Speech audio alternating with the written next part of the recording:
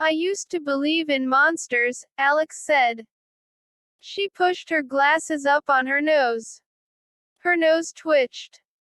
With her pink face and round cheeks, she looked like a tall, blonde bunny rabbit. When I was little, I thought that a monster lived in my sock drawer, Alex told me. You won't believe this, Zachy. But I never opened that drawer. I used to wear my sneakers without socks. Sometimes I tried to go barefoot to kindergarten. I was too scared to open the drawer.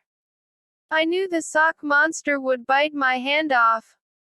She laughed. Alex has the strangest laugh. It sounds more like a whistle than a laugh. Wee. Wee. She shook her head, and her blonde ponytail shook with her. Now that I'm 12, I'm a lot smarter, she said. Now I know that there is no such thing as monsters. That's what Alex said to me. 2 seconds before we were attacked by the monster. Asterisk asterisk asterisk. It was spring vacation, and Alex and I were out collecting things. That's what we do when we can't think of anything better. Sometimes we collect weird-looking weeds. Sometimes we collect bugs. Or odd-shaped leaves. Once, we collected stones that looked like famous people. That didn't last long. We couldn't find too many. If you get the idea that Norwood Village is a boring town, you're right. I mean, it was boring until the monster attacked. Alex Urachi lives next door to me. And she is my best friend. Adam Levin, who lives across town, is my best friend too. I think a person should have a lot of best friends. I'm not sure why Alex has a boy's name. I think it's short for Alexandria. But she won't tell me. She complains about her name all the time. It gives her a lot of trouble. Last year at school, Alex was assigned to a boys' gym class. And she gets mail addressed to Mr. Alex Urachi. Sometimes people have trouble with my name too.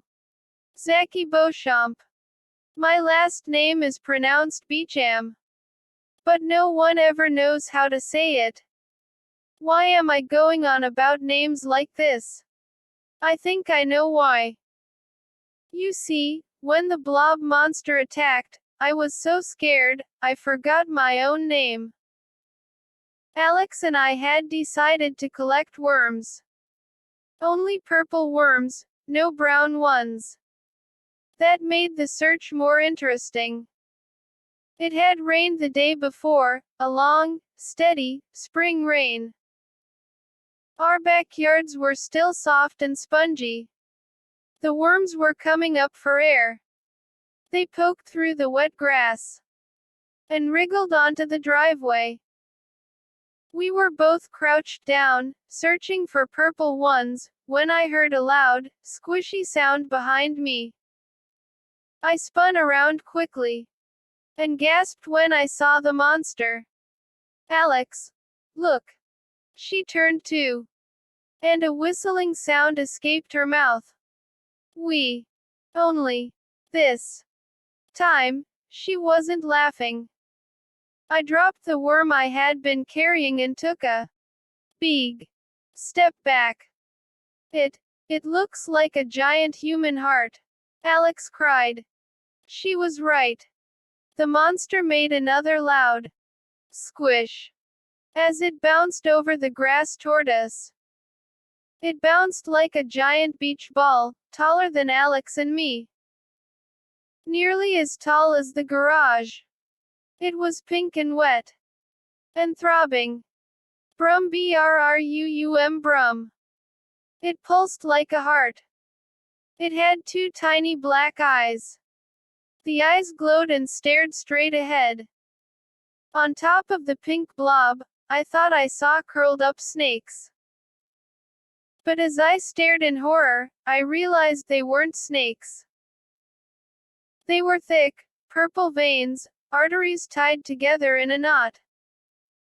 Brum brum brum. The monster throbbed and bounced. Oh, I groaned as I saw the sticky trail of white slime it left behind on the grass. Alex and I were taking giant steps, backwards. We didn't want to turn our backs on the ugly thing. UNH. Terrified groans escaped my throat. My heart had to be pounding at 100 miles an hour. I took another step back. Then another. And as I backed away, I saw a crack open up in the creature's middle. At first I thought the pink blob was cracking apart. But as the crack grew wider, I realized I was staring at its mouth. The mouth opened wider. Wider. Wide enough to swallow a human. And then a fat purple tongue plopped out. The tongue made a wet splat as it hit the grass. Oh! I groaned again. My stomach lurched. I nearly lost my lunch. The end of the tongue was shaped like a shovel. A fat, sticky, purple shovel. To shovel people into the gaping mouth. Thick, white slime poured from the monster's mouth. It's drooling. Exclamation mark quote. I choked out. Run, Alex cried. I turned, and tripped on the edge of the driveway. I landed hard in my elbows and knees. And looked back, in time to see the drooling, pink mouth open wider as the tongue wrapped around me. Pulling me in. 2. Alex stared at me, her mouth open wide. Zachy, that is awesome! Exclamation mark quote, she declared. Adam scratched his curly, black hair and made a face. You call that scary? He rolled his eyes. That's about as scary as Goldilocks and the Three Bears. I held the pages of my story in one hand. I rolled them up and took a swing at Adam with them. He laughed and ducked out of my reach. That is an awesome story, Alex repeated. What do you call it? Adventure of the Blob Monster, I told her. Oh, wow, Adam exclaimed sarcastically. Did you think that up all by yourself? Alex gave Adam a hard shove that sent him tumbling onto the couch. Give Zachy a break, she muttered. The three of us were hanging out in Adam's house. We were squeezed into what his parents call the rec room. The room is so small. Only a couch and a TV fit. It was spring vacation, and we were hanging out because we didn't know what else to do. The night before, I stayed up till midnight, working on my scary story about the blob monster. I want to be a writer when I grow up. I write scary stories all the time. Then I read them to Alex and Adam. They always react in the same way. Alex always likes my stories. She thinks they're really scary. She says that my stories are so good, they give her nightmares. Adam always says my stories aren't scary at all. He says he can write better stories with one hand tied behind his back. But he never does. Adam is big and red-cheeked and chubby. He looks a little like a bear. He likes to punch people and wrestle around. Just for fun. He's actually a good guy. He just never likes my stories. What's wrong with this story? I asked him. The three of us were crammed onto the couch now. There was nowhere else to sit. Stories never scare me, Adam replied. He picked an ant off the couch arm, put it between his thumb and finger, and shot it at me. He missed. I thought the story was really scary, Alex said. I thought you had really good description. I never get scared by books or stories, Adam insisted. Especially stories about dumb monsters. Well, what does scare you? Alex demanded. Nothing, Adam bragged. I don't get scared by movies, either. Nothing ever scares me. And then he opened his mouth wide in a scream of horror. All three of us did. We leapt off the couch, as a terrifying screech rang through the room, and a black shadow swept over the floor. 3. The shadow swooped by our feet, so fast I could barely see it. I felt something brush my ankle. Something soft and ghost-like. Woo-ah, Adam cried. I heard hurried footsteps from the living room. Mr. Levin, Adam's dad, burst into the doorway. With his curly black hair and beer-like, round body, Mr. Levin looks a lot like Adam. Sorry about that, he exclaimed. I stepped on the cat. Did it run past here? We didn't answer him. We were so stunned, we all burst out laughing. Mr. Levin frowned at us. I don't see what's so funny, he muttered. He spotted the cat, hiding beside the couch. He picked it up and hurried away. The three of us dropped back onto the couch. I was still breathing hard. And I could still feel the brush of the cat on my ankle. See, Zachy, Adam cried.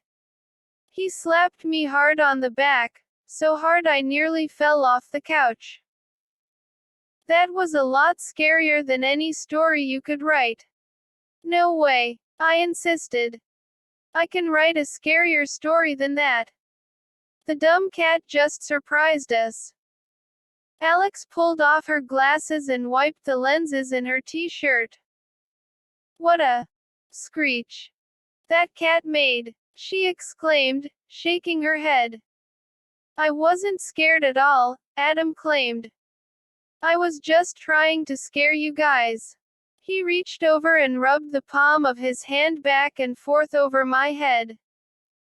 Don't you hate it when people do that? I slugged him as hard as I could. He only laughed. Alex and I stayed for dinner. Mrs. Levin is a great cook. We always try to be around Adam's house at dinner time because she always invites us to stay. It was dark by the time Alex and I started to walk home. We'd had thunderstorms the day before and most of today. The lawns glistened from the rain. The wet street reflected the glow of street lights. I could hear the crackle of thunder somewhere far away. As Alex and I made our way along the sidewalk, cold rainwater dripped on us from the trees. Adam lives on the other side of Norwood Village. But it isn't a very long walk, only about 15 minutes. We walked for about 5 minutes when we came to a row of little shops. Hey, I cried out when the antique store on the corner came into view. It's been totaled. It looks as if a bomb hit it, Alex exclaimed. We stayed on the corner, staring across the street at it. Part of the roof had fallen in. All the windows were shattered. One wall had nearly caved in. The shingles on the walls and the roof had been burned black. Was it a fire? I wondered, leading the way across the street. Lightning, a woman's voice replied. I turned to see two young women on the sidewalk beside the store. It was struck by lightning, one of them said. Yesterday, during the big storm, the lightning started a huge fire. What a mess, the other woman sighed. She pulled car keys from her pocketbook. The two women disappeared around the corner. Tisks king. About the store. Alex and I stepped up to the front. Ooh, it stinks, Alex groaned, holding her nose.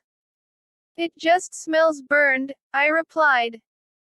I glanced down and saw that I had stepped into a deep puddle. I jumped back. It's soaked everywhere, Alex murmured. From the fire hoses, I guess. A gust of wind made the front door bang. It's open, I exclaimed. The door had been taped shut. But the tape had broken off. A large yellow sign on the door declared in big black letters, "Danger, keep out." Alex, let's take a peek, I urged. No way. Zachy, stop, Alex cried. Too late. I was already inside. 4. I took a couple of steps into the shop and waited for my eyes to adjust to the darkness. Water dripped everywhere. An entire wall of shelves had toppled over. Broken vases, and lamps, and small statues lay scattered over the puddled floor. Zachy. Alex grabbed my shoulder. Zachy, get out of here, she whispered. This is really dangerous. Leave the door open, I told her. We need the light from the street. But what do you want to see? Question mark quote. Her voice echoed over the plunk plunk plunk of dripping water. She grabbed my other arm and started to tug me out. Come on. You saw the sign. The whole building may fall in on us. I jerked my arm away.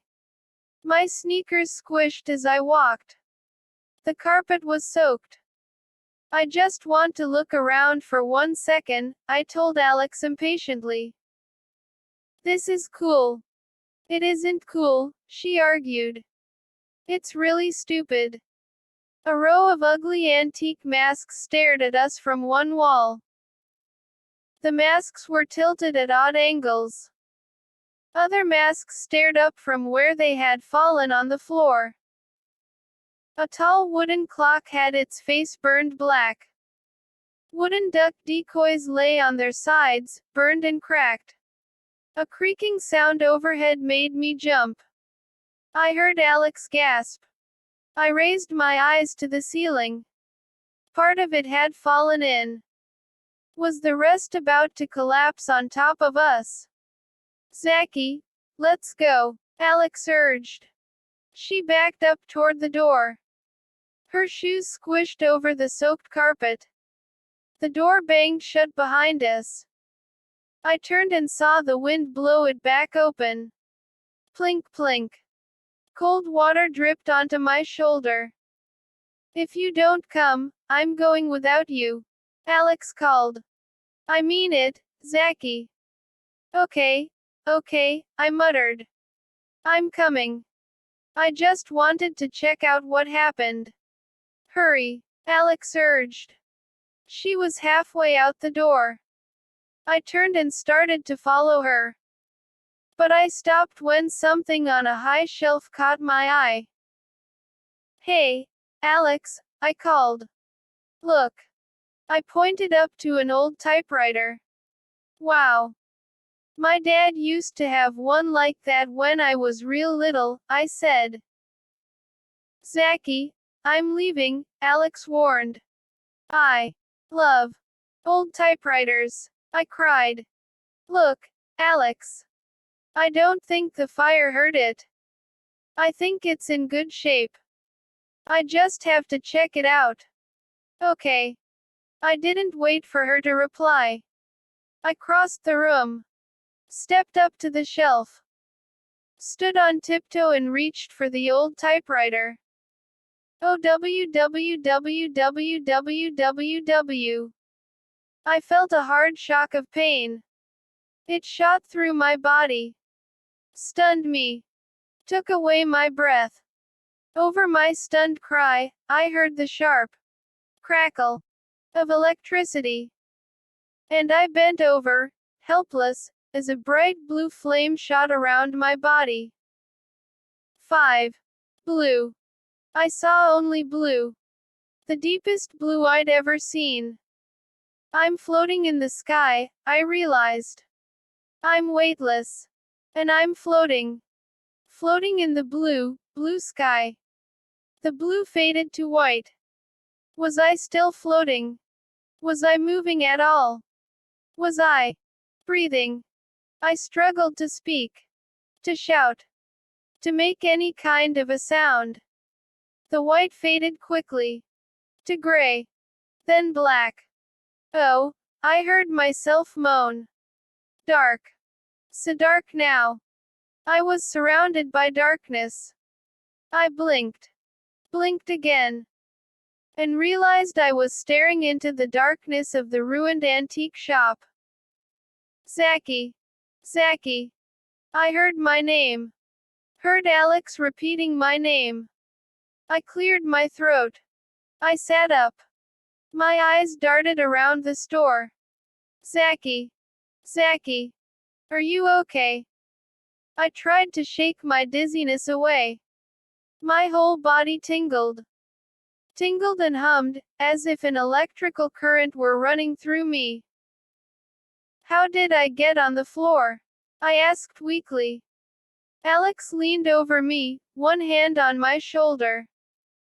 You got a shock, she said, squinting hard at me through her glasses. There must be a wire down or something. I rubbed the back of my neck. I couldn't stop the strange tingling or the steady hum in my ears. Wow, I murmured. It was a real bad shock, Alex said softly. I was so scared. You were inside a blue flame. Your whole body, it turned bright blue. Wow, I repeated, still fighting the dizziness. Your hands shot up in the air, Alex continued. And then you bent in two. And fell to the floor. I thought, her voice trailed off. Plink plink. I could hear the drip of water again. The hum in my ears had faded. I pulled myself shakily to my feet.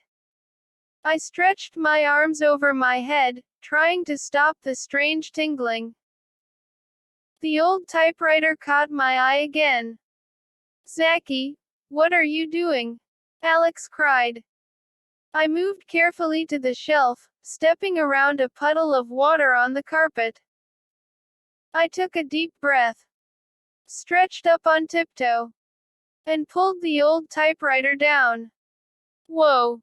It weighs a ton, I cried. It's solid metal. I held it in my arms and examined it. The sleek black surface caught the glow of the streetlight outside the door. The round keys poked up toward me. It's awesome, I exclaimed. This typewriter, Alex, it's perfect for writing scary stories on. Are you crazy? Quote, Alex declared. Zachy, I think that electric shock messed up your brain. But look at it, I insisted excitedly. It's perfect. Perfect. Alex rolled her eyes. You have a brand new computer at home, she reminded me. And your mom gave you her old laser printer, remember? I know, I muttered. You can print 8 pages a minute, Alex continued. So what do you need a creaky old typewriter for? I need it because it's perfect, I told her. Perfect. Perfect. Stop repeating that word, she snapped. Are you sure you're feeling okay? That was a horrible shock. Maybe I should call your parents. No. No, I'm fine, I insisted. The typewriter was growing heavy in my arms. Let's just go. Lugging the typewriter, I started to the door. But Alex blocked my path. You can't just take it, she scolded. It doesn't belong to you. That's stealing. I made a face at her. Alex, don't be dumb. Everything in this store is wrecked. Nobody will care if I take. I stopped with a gasp when I heard the squish of shoes on the wet carpet. Then I heard a cough. I turned to Alex. Caught the fear on her face. She heard the sounds too. Zachy, we're not alone in here, she whispered. 6. Another squishy footstep. Closer. A chill swept down my back. I nearly dropped the typewriter. Hide, I whispered. I didn't need to suggest it. Alex was already slipping behind a tall display shelf. I set the typewriter down on the floor. Then I crept behind the shelf and huddled close to Alex. I heard another cough. And then a circle of light moved across the wet carpet. The pale yellow beam of a flashlight. The light slid over the floor. Then it started to climb the display case. Alex and I ducked low. The circle of light washed over our heads. My legs were trembling. I gripped the back of the case with both hands to keep myself from falling over. Hello, a voice called. A woman's voice. Hello. Is someone in here? Alex turned to me. She motioned with her head. She was silently asking if we should step out and show ourselves. I shook my head no. How could we explain what we were doing inside the shop? How could we explain why we were hiding? Maybe the woman will leave, I told myself. Maybe she won't find us. Who is she? I wondered. Does she own the store? I peered out around the bottom shelf. I could see the woman from the side. She was African American. She had very short, dark hair. She wore a long raincoat. She moved the flashlight beam along the back wall. It lit up the fallen shelf, the broken antiques. Her footsteps slogged over the wet carpet.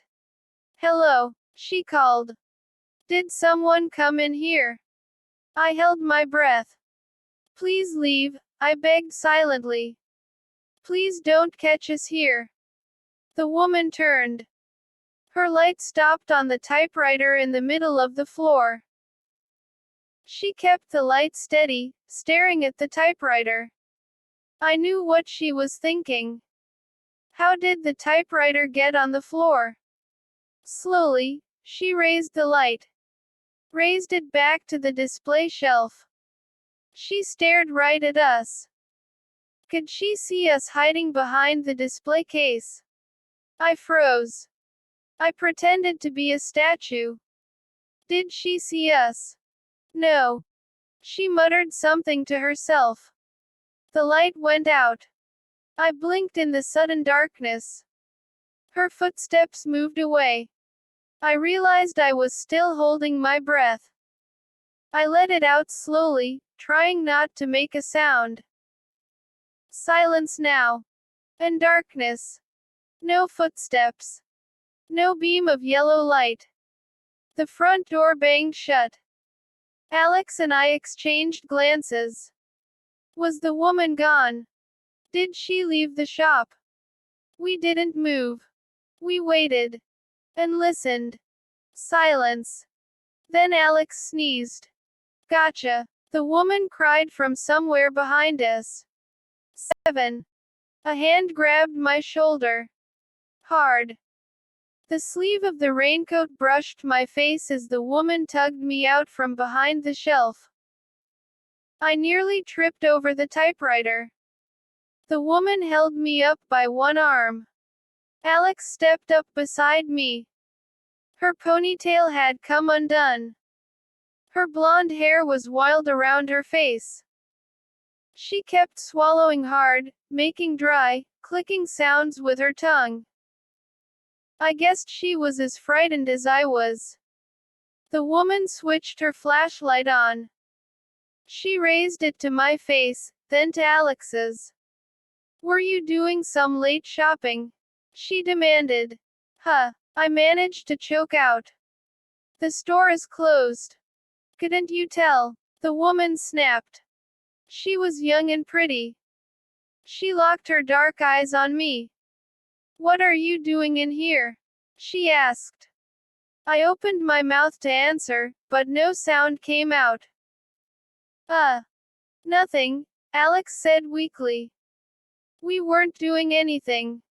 The woman narrowed her eyes at Alex. "Then why were you hiding?" "You've frightened us," I stammered, finally finding my voice. "Well, you frightened me too," the woman exclaimed. "You frightened me plenty. I was in the back room, and we were walking home. We saw the store. How it was wrecked," I explained. "We just wanted to see what it looked like inside. So we came in. That's all." The woman lowered the light to the floor. "I see," she said softly. Her shoe made a squishing sound on the carpet. Water dripped steadily from the ceiling behind us. "What a mess," the woman sighed. Her eyes traveled around the ruined shop. "I'm Mrs. Carter. I own this store. What's left of it."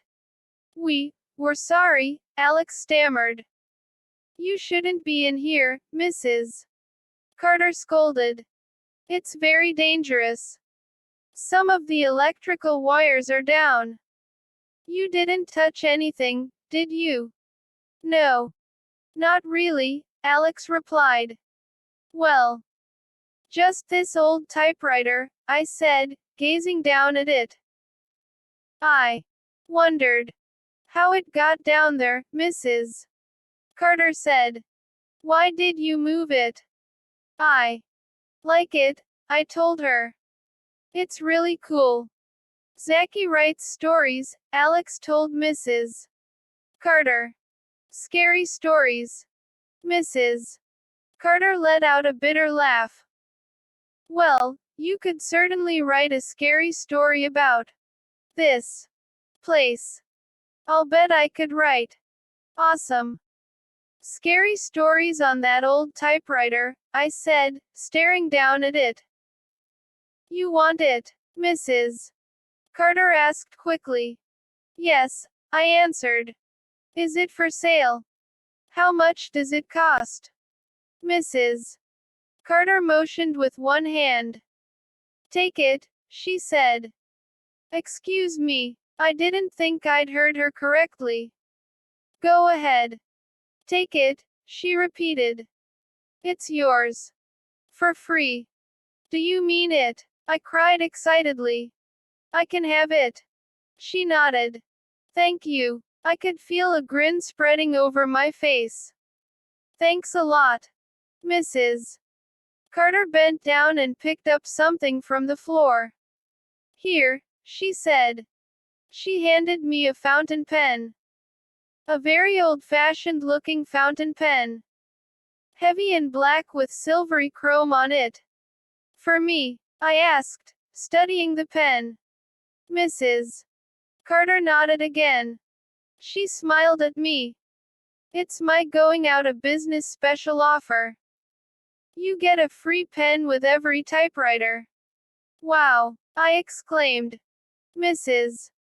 Carter moved to the door and held it open. "Now, get out of here. Both of you," she ordered. "It really is dangerous in here." "I'm leaving too." I hoisted the heavy, old typewriter into my arms. Balancing it against my chest, I followed Alex to the door. I felt so happy. I thanked Mrs. Carter 5 more times. Then Alex and I said goodbye and headed for our homes. The street was still wet. It glowed under the streetlights like a mirror. It didn't look real. The walk home seemed to take forever. The typewriter grew heavier with each step I took. Weird, Alex muttered when we finally crossed onto our block. Huh, I groaned. My arms were about to fall off.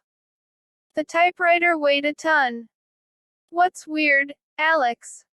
The way she gave you that valuable typewriter, Alex replied thoughtfully. Why is that so weird? I demanded. She seemed so eager to give it away. It's almost as if she wanted to get rid of it, Alex said. She headed toward her house, which is next door to mine. My knees buckled as I started up my driveway. My arms ached. My whole body ached. I struggled to hold on to the typewriter. That's crazy, I muttered. Of course, I didn't know how right Alex was. I didn't know that carrying the old typewriter home would totally ruin my life. 8. I dragged the typewriter into the ranch house where I live.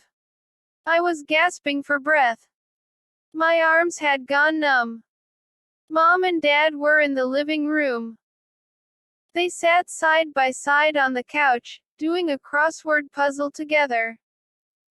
They love crossword puzzles. I'm not sure why. Both of them are terrible spellers. They can never finish a puzzle. Lots of times, they end up fighting about how to spell a word. Usually, they give up and rip the puzzle to pieces. Then a few days later, they start a new one. They both looked up as I lugged the typewriter toward my room. What's that? ? Mom demanded. It's a typewriter, I groaned. I know that, Mom protested. I meant, where did you get it? It's a long story, I choked out. Dad climbed up from the couch and hurried over to help me. Wow. It weighs a ton, he said. How did you ever carry it home? I shrugged. It wasn't so bad, I lied. We carried it to my room and set it down on my desk. I wanted to try it out right away. But Dad insisted that I return to the living room. I told them the whole story. About lightning hitting the store. About going in to explore. About Mrs. Carter and how she gave me the typewriter. I left out the part about the bad electrical shock that knocked me to the floor. My parents are the kind of people who get upset very easily. I mean, they start yelling and screaming over crossword puzzles. So I never tell them much. I mean, why ruin their day, or mine? Why do you need an old typewriter? Mom asked, frowning at me. No one uses typewriters anymore. You only see them in antique shops. I want to write my scary stories on it, I explained. What about your new computer? Dad demanded. What about the laser printer we gave you? I'll use I said. You know. For school work and stuff like that. Mom rolled her eyes. Next Zachy will be writing with a feather quill and an inkwell, she said. They both laughed. Very funny, I muttered. I said good night and hurried down the hall to my room. I turned the corner that led to my bedroom, and stopped. What was that strange crackling sound? It seemed to be coming from my room. A steady, crackling buzz. Weird, I muttered. I stepped into the doorway, peered into my room, and gasped. 9. My typewriter. I cried. The typewriter was bathed in a bright blue glow. Blue sparks buzzed and crackled off and flew in all directions. I stared in amazement as the blue current snapped and hummed over the typewriter. I thought about the shock that had knocked me to the floor in the antique shop. Had the typewriter stored up some of that electricity? No. That was impossible. But then why was the typewriter glowing under a crackling, blue current now? Mom. Dad. I called. Come here. You have to see this. They didn't reply. I hurtled down the hall to the living room. Quick. Come quick, I shouted. You won't believe this. They had returned to their crossword puzzle. Dad glanced up as I burst into the room. How do you spell peregrine? He asked. It's a kind of falcon.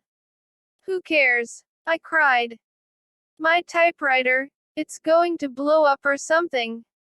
That got them off the couch. I led the way, running full speed down the hall. They followed close behind. I stopped at my doorway and pointed to my desk. Look, I cried. All three of us peered across the room. At the typewriter. The black metal typewriter with its black roller and rows of black keys ringed with silver. No blue. No blue electrical current. No sparks. No crackle or buzz. Just an old typewriter sitting on a desk. Funny joke, Dad muttered, rolling his eyes at me. Mom shook her head. I don't know where Zachy gets his sense of humor. Not from my side of the family. Your side of the family doesn't need a sense of humor. There. Already. A joke, Dad snapped. They walked off arguing. I edged slowly, carefully, into my room. I crept up to the typewriter. I reached out a hand. I lowered it toward the typewriter. Lowered it until it was less than an inch away. Then I stopped. My hand started to shake. I stared down at the solid, dark machine. Should I touch it? Would it shock me again? Slowly. Slowly, I lowered my hand. 10. Alex slammed her locker shut. She adjusted her backpack and turned to me. So what happened? Did the typewriter zap you? It was the next morning. Spring vacation was over. School had started again. I had hurried down the hall to our lockers to tell Alex the whole typewriter story. I knew she was the only person in the world who would believe me. No. It didn't zap me, I told her. I touched it, and nothing happened. I pushed down some of the keys. I turned the roller. Nothing happened. Alex stared hard at me. Nothing. Nothing. That isn't a very good story, she teased. It has a very weak ending. I laughed. Do you think it would be a better ending if I got fried? Much better, she replied. It was late. The first bell had already rung. The hall was nearly empty.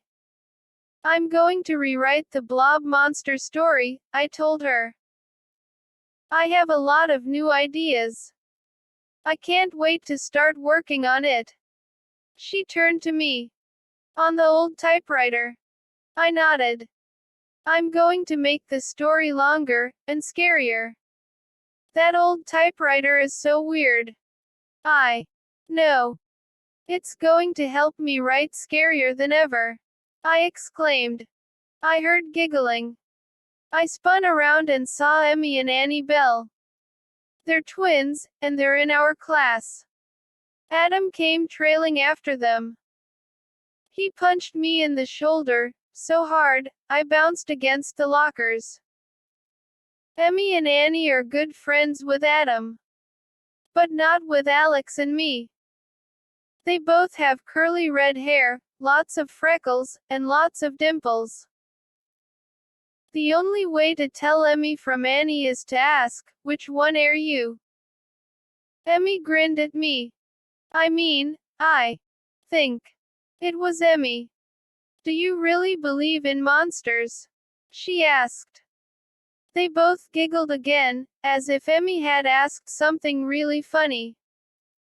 Maybe, I replied. But I wasn't talking about real monsters.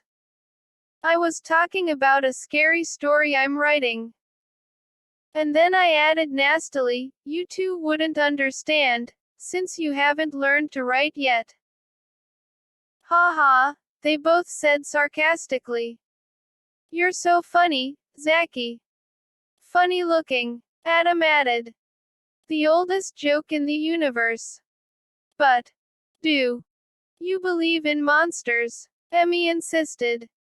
Adam says you do, her sister added. Adam says you think a monster lives under your bed. I do not, I screamed. They both giggled. Adam is a liar, I cried.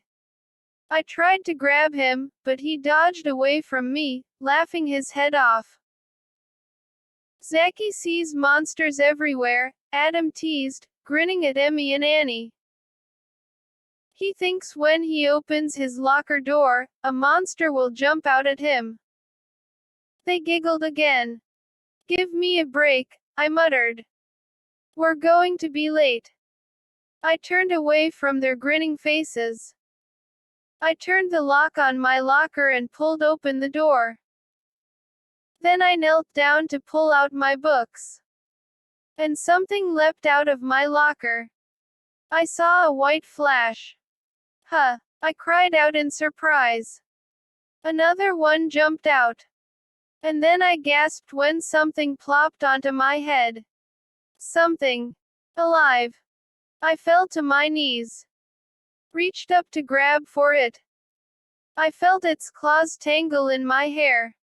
Help, I cried. Help me. 11.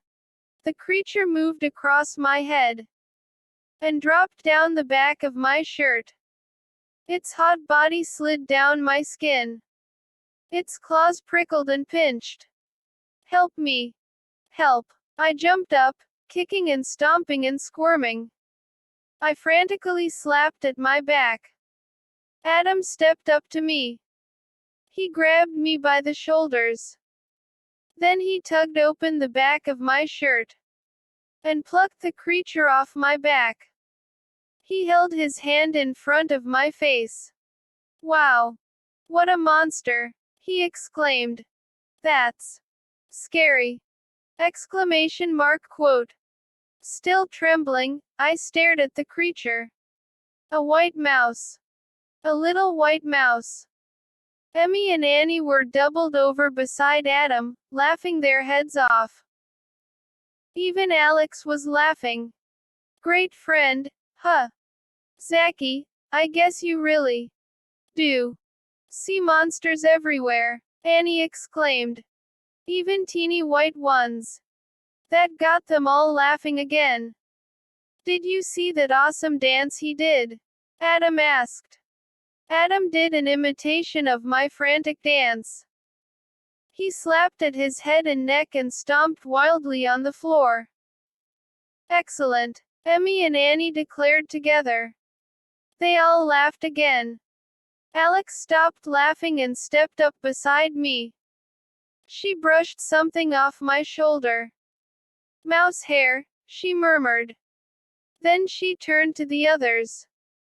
We should give Zachy a break, she told them. Someday he's going to be a famous horror writer. Someday he's going to be a famous chicken! Exclamation mark quote, Annie exclaimed. Emmy made clucking sounds and flapped her elbows. Do you believe it? The famous horror writer is afraid of mice. Adam cried. Emmy and Annie thought that was really funny. Their red hair bobbed up and down as they laughed. Emmy glanced at her watch, and gasped. We're really late. She and her sister spun around and ran down the hall. Adam put the mouse in his pocket and went tearing after them. I knelt down to pull my books from the bottom of my locker. I reached in carefully. I had to make sure there were no more mice. Alex stood over me. You okay? She asked softly. Go away, I snapped. What did I do? Alex demanded. Just go away, I muttered. I didn't want her around. I didn't want anyone around. I felt like a total jerk. Why did I let little mice scare me like that? Why did I have to freak out in front of everyone? Because I'm a total jerk, I decided. I shoved books and a trapper keeper into my backpack. Then I stood up and started to close my locker. Alex leaned against the wall. I told you to go away, I snapped at her again. She started to reply, but stopped when Mr. Conklin, the principal, turned the corner. Mr. Conklin is a tall, pencil-thin man, with a narrow, red face and big ears that stick out like jug handles. He talks really fast. Always runs instead of walking. And always seems to be moving in 8 directions at once. He eyed Alex, then me. Who let the mice out of the science lab? He demanded breathlessly. They were in Zacky's locker, Alex started. Before she could explain the rest, Mr. Conklin narrowed his eyes at me. His face grew even redder. Zacky, I'd like to see you in my office, he ordered. Right now. 12. I didn't say much at dinner. I kept wondering if I should tell Mom and Dad about my adventures at school that day. But I decided to keep silent. I didn't need them laughing at me too. And I didn't need them asking a million questions about what Mr. Conklin said to me. He had been pretty nice about it, actually. He just warned me to try to keep live creatures out of my locker.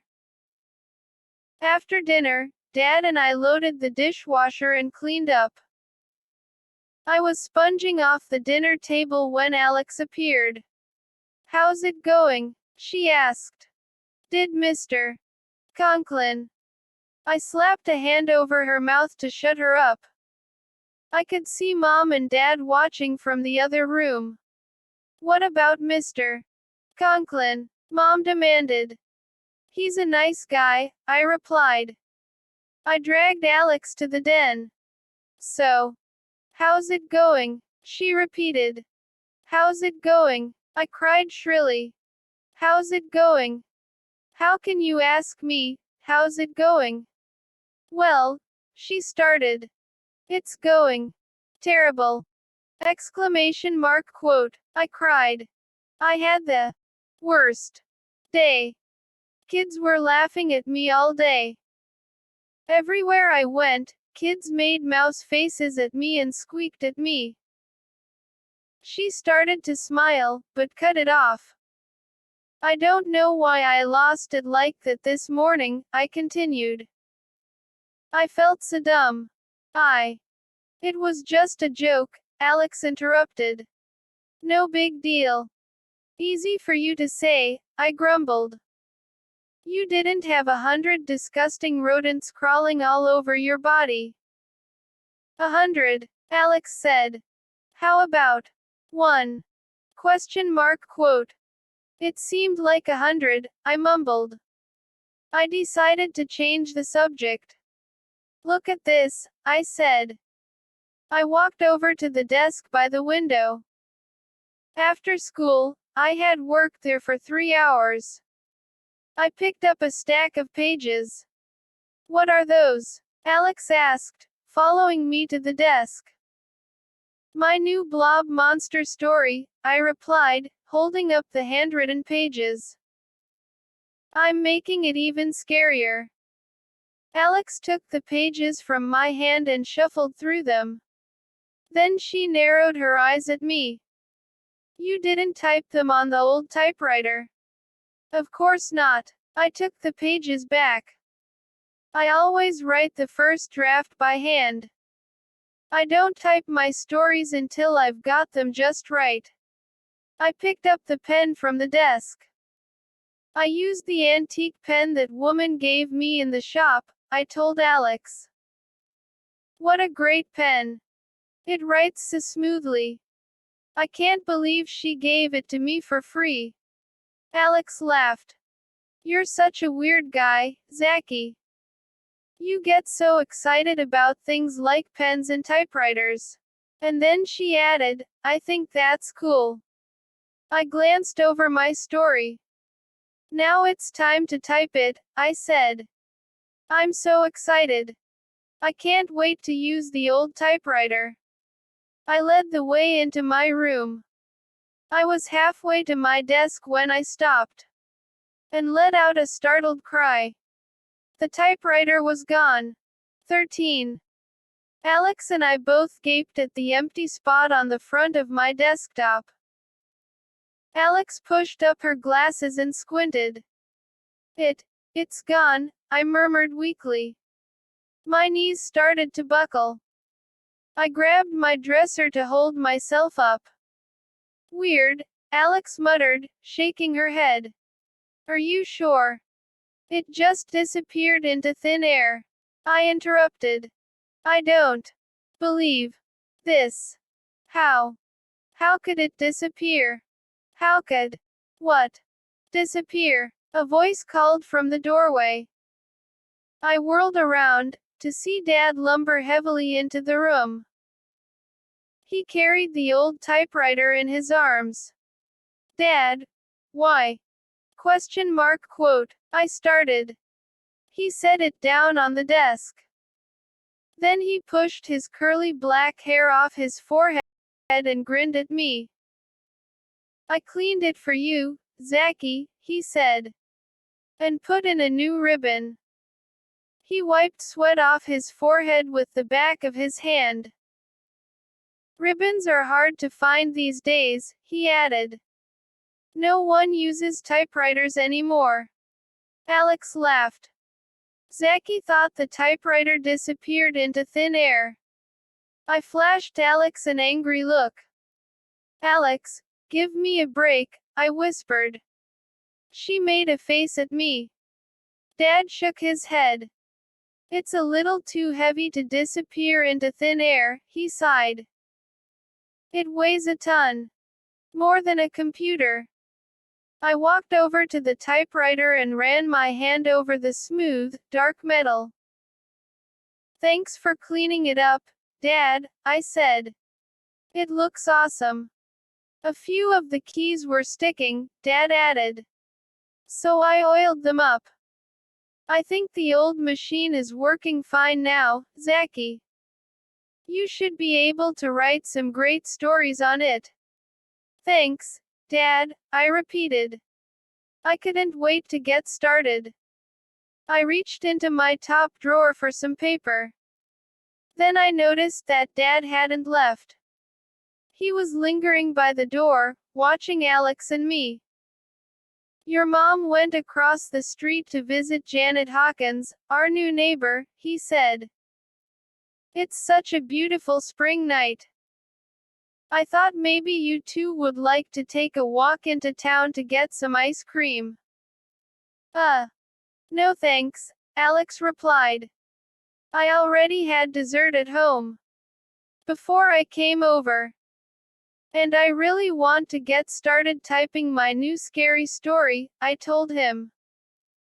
He sighed and looked disappointed. I think he really wanted an excuse to get ice cream. As soon as he left, I dropped into my desk chair. I slid a fresh, white sheet of paper into the typewriter roller. Alex pulled up a chair and sat beside me. Can I try the typewriter after you? She asked. Yes. After me, I replied impatiently. I really wanted to get my story typed. I let my eyes wander over the round, black keys. Then I leaned forward and started to type. Typing on a typewriter is a lot different from typing on a keyboard. For one thing, you have to press the keys a lot harder. It took me a few tries to get the feel of the thing. Then I typed the first words of the story. It was a dark and stormy night. Hey, I uttered a cry as lightning flashed in my bedroom window. Rain pounded on the glass. A sharp roar of thunder shook the house. Darkness swept over me as all the lights went out. Zachy, Alex cried in a tiny voice. Zachy, Zachy, are you all right? 14. I swallowed hard. Yes. I'm okay, I said quietly. Alex is the only person in the world who knows that I'm afraid of the dark. I'm afraid of mice. And I'm afraid of the dark. I admit it. And I'm afraid of a lot of other things. I'm afraid of big dogs. I'm afraid of going down to the basement when I'm all alone in the house. I'm afraid of jumping into the deep end of the swimming pool. I've told Alex about some of my fears. But not all of them. I mean, it's kind of embarrassing. Why do I write scary stories if I'm afraid of so many things? I don't know. Maybe I write better stories because I know what being scared feels like. The lights went off so suddenly, Alex said. She stood beside me, leaning over my desk to see out the window. Usually they flicker or something. Sheets of rain pounded against the window pane. Jagged streaks of lightning crackled across the sky. I stayed in my desk chair, gripping the arms tightly. I'm glad Adam isn't here, I murmured. He'd just make fun of me. But you're not very scared now, are you? Alex asked. An explosion of thunder made me nearly jump out of the chair. A little, I confessed. And then I heard the footsteps. Heavy, thudding footsteps from out in the hall. Thunder roared again. I spun away from the window and listened to the footsteps, thudding heavily on the carpet. Who's there? I called through the darkness. I saw a flicker of yellow light in the doorway. A shadow swept over the wallpaper in the hall. Dad stepped into the room. This is so weird, he said. He was carrying 2 candles and candlesticks. Their flames bent and nearly went out as he carried them to my desk. Where did that storm come from? Dad asked, setting the candles beside my typewriter. Are you okay, Zachy? I forgot. Dad also knows I'm scared of the dark. I'm fine, I told him. Thanks for the candles.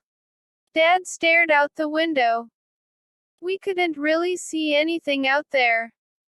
The rain was coming down too hard. The sky was clear a few seconds ago, Dad said, leaning over me to get a better view. I can't believe such a big storm could blow in so quickly. It's weird, I agreed. We stared at the rain for a minute or so. Sheets of lightning made the backyard glow like silver. I'm going to call your mother, Dad said. I'm going to tell her to wait out the storm. He patted me on the back, then headed to the door. Don't you want a candle? I called after him. No. I'll find my way, he replied. I have a flashlight in the basement. He disappeared down the hall. What do you want to do now? Alex asked. Her face looked orange in the candlelight. Her eyes glowed like cat eyes. I turned back to the typewriter. It would be cool to write by candlelight, I said. Scary stories should always be written by candlelight. I'll bet that's how all the famous horror writers write their stories. Cool, Alex replied. Go ahead. I slid the candlesticks closer. The yellow light flickered over the typewriter keys. I leaned forward and read over the first sentence of my story. It was a dark and stormy night. Then I hit the space bar and typed the next sentence. The wind began to howl. I hit the space bar again and raised my fingers to type the next sentence. But a rattling noise made me jump. What is that? Question mark quote. I gasped. The window. Alex pointed. Outside, the wind blew hard, rattling the window pane. Over the steady roar of the rain, I heard another sound. A strange howl. I gripped the arms of my desk chair. Do you hear that? I asked Alex. She nodded. Her eyes squinted out the window. It's just the wind, she said softly. It's howling through the trees. Outside, the howling grew louder as the wind swirled around my house. The window rattled and shook. The howling grew high and shrill, almost like a human voice, a human wail. I felt a chill run down my back. Gripping the chair arms tightly, I struggled to keep my fear down. It's just a storm, I told myself. Just a rainstorm. Just a lot of rain and wind. I glanced at the words I had typed. In the flickering, orange light, the black type jumped out at me. The wind began to howl. I listened to the shrill howl outside. It seemed to surround me, surround the house. How strange, I muttered. And then, things got a lot stranger. 15. You're not getting very far with the story, Alex said. Well, the storm, I started. She put a hand on my shoulder. You're shaking, she exclaimed. No, I'm not, I lied. Yes, you are. You're shaking, she insisted. No way. I'm okay. Really, I said, trying to keep my voice calm and steady. I'm not that afraid, Alex. Maybe if you work on the story, you won't think about the storm so much, she suggested. Right. The story, I agreed. An explosion of thunder shook the house. I let out a sharp cry. Why does it seem so close? I exclaimed. The lightning and thunder, it sounds as if it's all right in the backyard. Alex grabbed my shoulders and turned me to the typewriter. Type, she ordered. Pretend there is no storm. Just type. I obediently raised my hands to the keys of the old typewriter. The candles had burned down a little, and the page was shadowy and dark. I typed the next sentence. Alex and Zachy were alone in the dark house, listening to the storm. Rain pounded hard against the window. In a white flash of lightning, I could see the trees in the backyard, bending and trembling in the howling wind. The story is about us. Question mark quote. Alex asked, leaning over my shoulder to read what I had typed. Of course, I replied. You know that I always write about us and the other kids at school. It makes it easier to describe everyone. Well, don't let the blob monster eat me, she instructed. I want to be the hero, not the dinner. I laughed. A crash of thunder made me jump. I turned back to the typewriter. I squinted to read over the sentences I had typed. The candles aren't giving enough light, I complained. How did writers do it in the old days? They must have all gone blind. Let's go and get more candles, Alex suggested. Good idea, I agreed. We each picked up a candlestick. Holding them in front of us, we made our way down the hall. The candles bent and flickered. Our footsteps were drowned out by the steady roar of rain on the roof. Dad, I called. Hey, Dad, we need more candles. No reply. We stepped into the living room. 2 candles glowed on the mantelpiece. 2 more stood side by side on the coffee table in front of the couch. Dad, I called. Where are you? Holding our candles high, Alex and I made our way to the den. Then the kitchen. Then Mom and Dad's bedroom. No Dad. Holding my candle tightly in one hand, I pulled open the door to the basement. Dad. Are you down there? Silence. I felt another tingling chill run down my back. I turned to Alex. He's gone, I stammered. We're all alone. 16.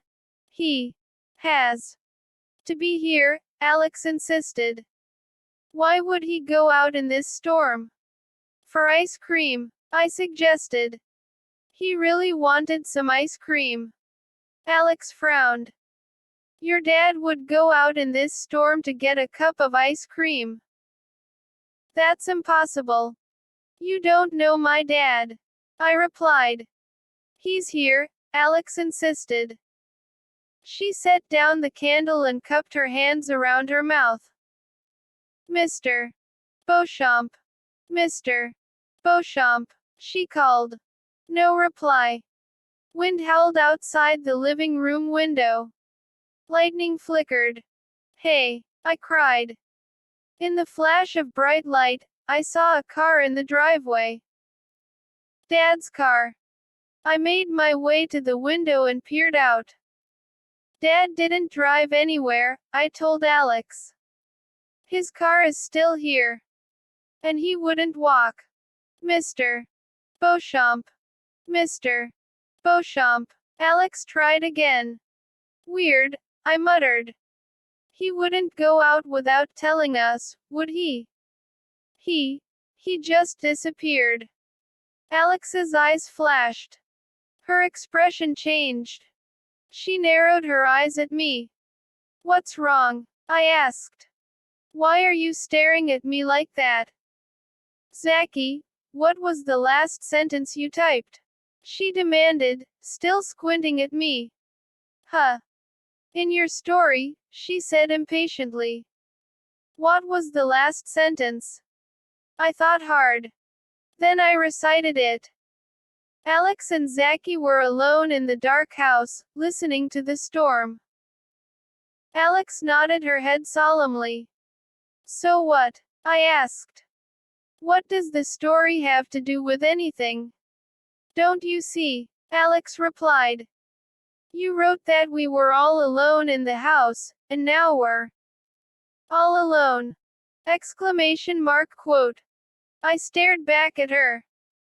I still didn't know what she was talking about. Zachy, this is amazing! She cried. What is the first sentence of the story? I told it to her. It was a dark and stormy night. Yes, Alex cried excitedly. Her eyes went wide. The candle shook in her hand. Yes. A dark and stormy night. But it had been a nice night, right? Huh. I struggled to follow her. Your dad said there wasn't a cloud in the sky. Remember? That's why he wanted to walk into town. Yeah. Right. So what? I demanded. She let out an impatient sigh. So then you typed that it was dark and stormy, and guess what? It became dark and stormy. But, Alex, I started. She raised a finger to her lips to silence me. And then you typed that we were all alone in the dark house. And that came true too. Oh, no, I groaned. You're not going to tell me that my story is coming true, are you? So far it has, she insisted. Every word of it. That's really dumb, I told her. I think this storm has freaked you out more than me. Then how else do you explain it? Alex shot back. Explain it.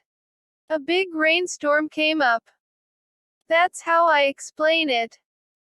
I picked up a candlestick from the mantel. Now I had one in each hand. I started back to my room. Alex followed me. How do you explain your dad disappearing into thin air? Our shadows edged along the wall, bending in the flickering light. I wished the electricity would come back on. I stepped into my room. Dad didn't disappear. He went out, I told Alex. I sighed. Your idea is crazy. Just because I typed that it was stormy out. Let's test it, Alex urged. Excuse me. She dragged me to the desk chair. She pushed me into it. Hey, I protested. I almost dropped the candles. Type something, Alex instructed. Go ahead, Zachy. Type something, and we'll see if it comes true. 17. The wind howled outside the house, rattling the window pane. I set my candles down, one on each side of the old typewriter. I leaned forward and read the story so far. Alex was right. Everything I had typed had come true. But her idea was totally dumb. Type, she ordered, standing behind me, her hands on my shoulders. I glanced back at her. Alex, haven't you ever heard of coincidence? Question mark quote. Ooh. Big word, she replied sarcastically. Are you sure you're ready for such a big word? I ignored her remark.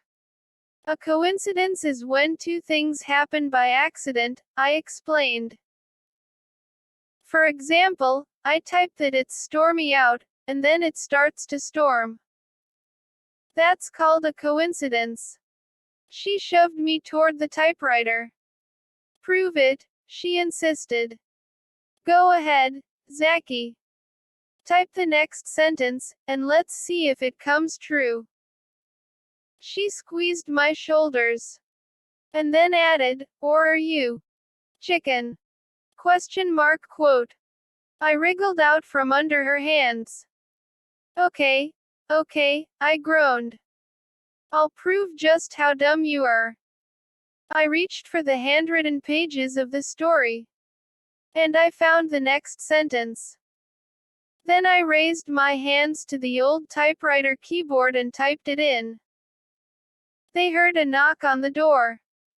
I lowered my hands to my lap. And sat back. See, I sneered. Any more bright ideas? Then I heard a knock on the door. I gasped. Alex let out a startled cry. That didn't happen, I stammered. I didn't hear that. I imagined it. But we both heard it, Alex replied, her eyes wide. We both couldn't imagine it. But it's impossible! Exclamation mark quote. I insisted. I picked up a candle. Then I jumped up from the desk chair and hurried across the bedroom. Where are you going? Alex demanded, chasing after me. To answer the door, I told her. No, she gasped. I was already jogging through the dark hall. My heart pounded. The candle flame seemed to throb in rhythm with my heart. I glanced back and saw Alex running after me. Zachy, wait. I didn't stop. I ran to the front door. No. Please, don't open it. Alex pleaded. I have to, I told her. We have to see who's there. Zachy, don't, Alex begged. But I ignored her and pulled open the door. 18. Alex gasped. I stared out into the rain. No one there. No one. Rain pattered the front stoop. The big raindrops bounced like balls in every direction. I pushed the door shut and brushed a cold raindrop off my forehead. Weird, Alex muttered, tugging at her blonde ponytail. She pushed her glasses up on her nose. Weird. It had to be a tree branch, I said. The wind blew a tree branch against the door. That's all. No way, Alex insisted. Tree branches don't knock. I heard a knock on the door, and so did you. We stared at each other for a long moment. Then we stared at the door. I know, Alex declared. Behind her glasses, her eyes flashed excitedly. I know why there was no one at the door. I don't want to know, I groaned. I don't want to hear any more crazy ideas about my story coming true. But don't you see, she cried. There was no one at the door because you didn't. Right. Someone at the door. AAAAAGGH. I screamed. Alex, please, give me a break. You don't really believe that I am controlling everything that happens, do you? She twisted her face, thinking hard. No, she finally replied. Good, I exclaimed. I think the old typewriter is controlling everything, she said. Alex, go lie down, I instructed. I'm calling your parents to come get you. You're sick. Definitely sick. She ignored me. Maybe that's why the woman in the burned-out shop gave you the typewriter, she continued. Maybe she knew it had strange powers. And she couldn't wait to get rid of it. I can't wait to get rid of you! Exclamation mark quote. I snapped. Alex, please tell me you're not serious. You're scaring me with this nutty talk. Really? But, Zachy, I'm right. Everything you type, it comes true. Alex grabbed my arm and started to pull me down the hall. I pulled back. Where are you taking me? I demanded. One more test, she insisted. I followed her into my room. One more, I asked. One more test, and then you'll shut up about this. She raised her right hand. Promise. She lowered her hand. But, you'll see, Zachy. You'll see that I'm not crazy. Whatever you type on that old typewriter comes true. I sat down at the desk and slid the candles closer to the typewriter. I stared into the flickering orange light, reading the words of the story. Hurry up, Alex urged. Type that someone is standing on the other side of the door. Okay, I muttered. But this is crazy. I raised my hands to the old typewriter keys and typed. Drenched with rain, Adam stood on the front porch. I lowered my hands to my lap. I listened for a knock on the front door. But all I heard was the steady rush of the wind and the patter of rain against the house. I waited, listening hard. No knock. I realized I was holding my breath. I let it out slowly, listening. Listening. No knock, I told Alex. I couldn't keep a grin from spreading across my face. A triumphant grin. See? It didn't work. She frowned. She leaned over my shoulder and read the words again. Of course. It didn't work, she said. You didn't write that Adam knocked. You put him on the porch. But you didn't make him knock. I sighed. Okay. If it will make you happy. I turned back to the typewriter and typed. Adam knocked on the front door. As I lowered my hands from the keys, I heard a loud knock on the front door. See, Alex cried. It was her turn to grin. This can't be happening, I gasped. We didn't bother with candles. We both ran full speed through the hall to the front door. Alex reached it first. She grabbed the knob and pulled open the door. Is it really Adam? I called. 19. I gaped in shock as Alex pulled Adam in from the rain. He was drenched. His curly black hair was matted to his forehead. He wasn't wearing a rain slicker or jacket. His soaked t-shirt stuck to his body. Woo-ah, he exclaimed, shivering. He wrapped his arms around his chubby body as if trying to warm himself. Water poured off him and puddled on the floor. Adam. I opened my mouth to say something, but I was too shocked to form words. It's true.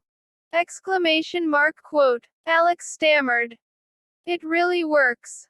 Huh. Adam appeared dazed. What are you doing here? I demanded, feeling dazed myself. His eyes wandered around the living room. I'm not sure, he exclaimed.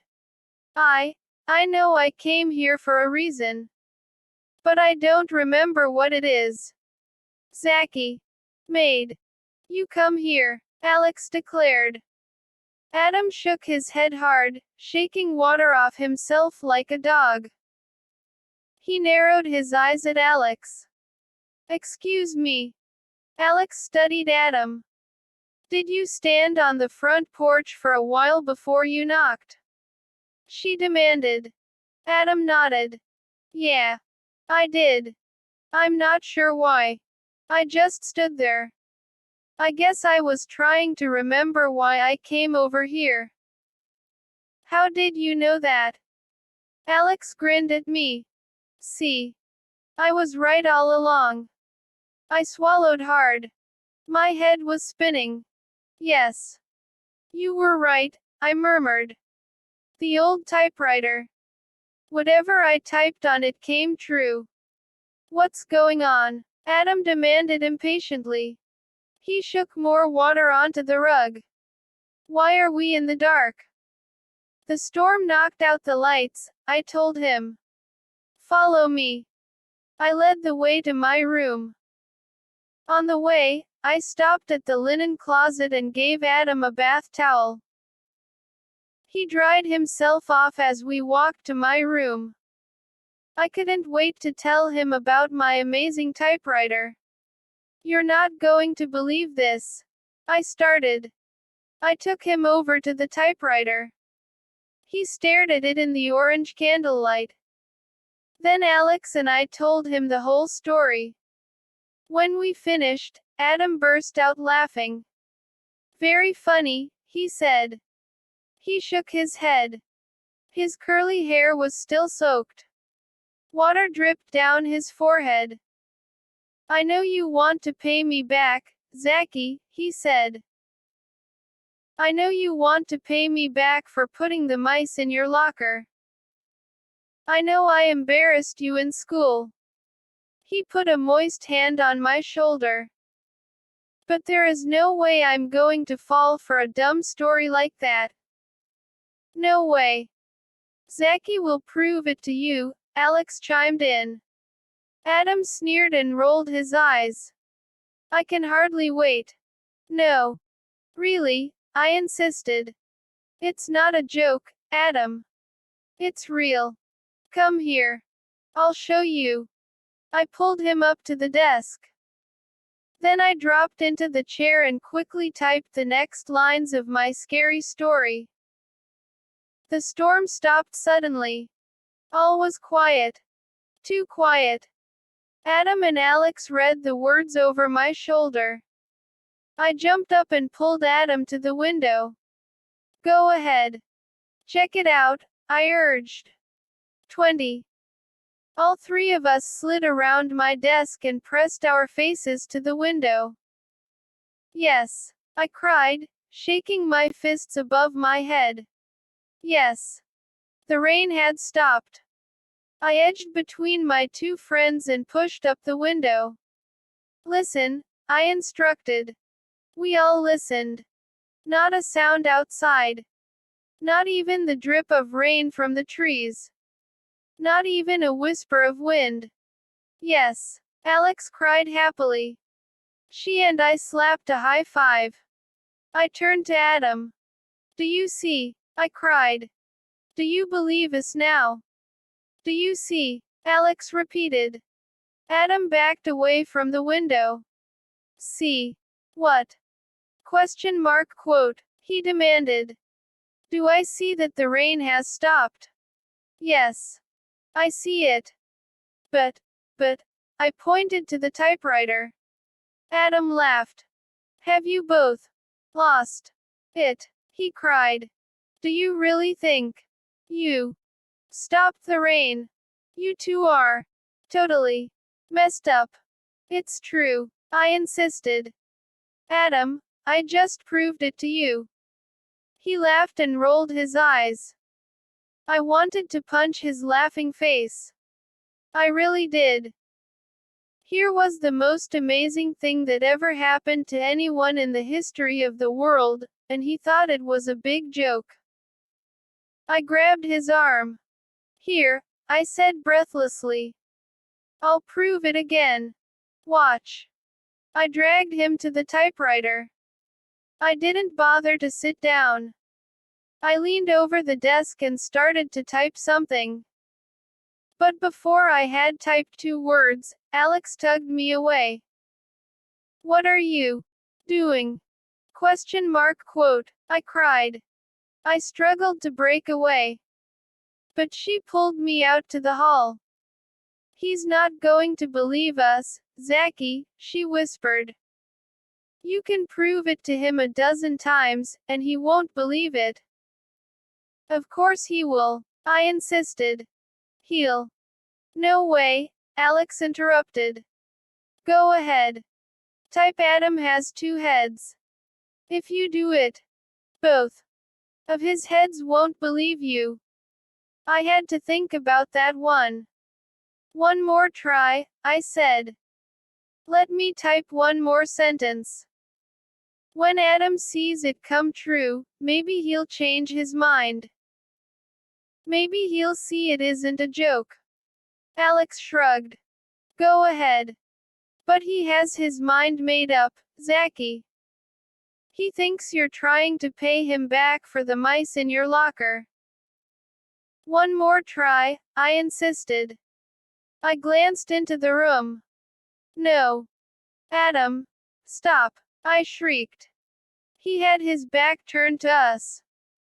But I could see that he was leaning over the typewriter. He was typing something onto the page. Adam. Stop. Alex and I both wailed. We dove into the room. He spun around, a wide grin on his face. I've got to go, he exclaimed. He swept past us and out into the hall. So long, suckers, he called. He disappeared down the hall. I hurtled to the desk.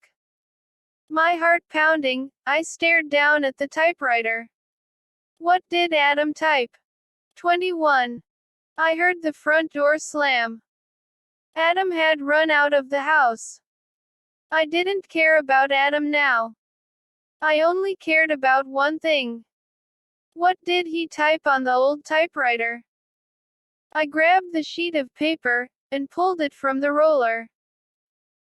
Then I held it close to a candle flame to read it. Careful. You'll set it on fire, Alex warned.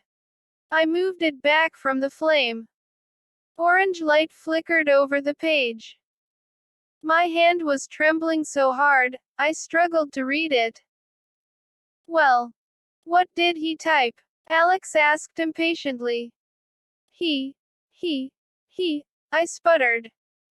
She grabbed the paper from my hand and read Adam's sentence out loud. The blob monster hid in Zacky's basement, waiting for fresh meat. What a jerk, I cried. I don't believe him. Why did he type that on my story? Alex stared unhappily at the page. He thought it was funny. Ha ha, I said weakly. I grabbed the page back from her. He ruined my story. Now I have to start it all over again. Forget your story. What about the blob monster? Alex cried. Huh. A chill tightened the back of my neck. The sheet of paper slipped from my hand. Everything typed on the old typewriter comes true, Alex murmured. I was so upset about Adam ruining my story that I had forgotten. You mean, I started. My mouth suddenly felt very dry. There is a blob monster waiting in the basement, Alex said in a low whisper. Waiting for fresh meat. Fresh meat, I repeated. I gulped. Alex and I froze for a moment, staring at each other in the darting candlelight. But there is no such thing as a blob monster, I said finally. I made it up. So how can a blob monster be hiding in my basement? Alex's eyes flashed behind her glasses. You're right, she cried. They don't exist. So, no problem, she smiled. But her smile faded when we heard a noise. A heavy thud thud. I gasped. What was that? Quote. We both turned to the door and heard the sound again. Thud thud. Heavy and slow. Like footsteps.